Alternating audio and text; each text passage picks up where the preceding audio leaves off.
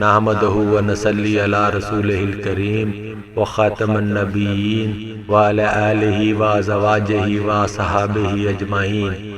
اعوذ باللہ من الشیطان الرجیم، بسم اللہ الرحمن الرحیم۔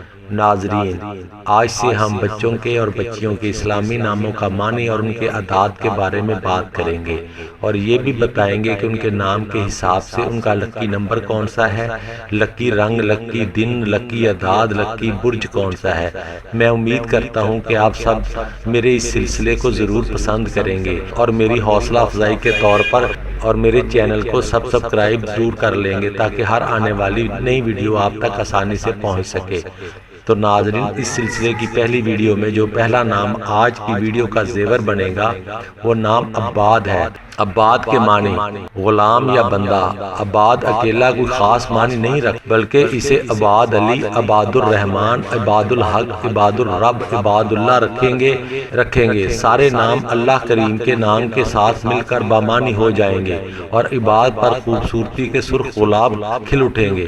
یہ نام صرف لڑکے کے لیے مخصوص ہے، لڑکی کے لیے یہ نام درست نہیں۔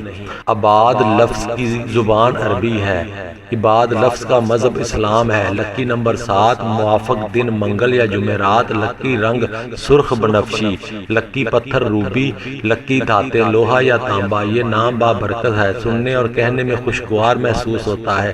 تو ناظرین، آپ بھی اگر پسند کریں تو یہ نام اپنے بچے کا رکھ سکتے ہیں۔ بس نماز پڑھتے رہیں، صدقہ دیتے رہیں، بچوں کو دنیاوی علوم کے ساتھ ساتھ دین کا علم بھی سکھائیں۔ اللہ کریم آپ سب کی رہنمائی فرمائے، آمین ثم آمین۔ شکریہ۔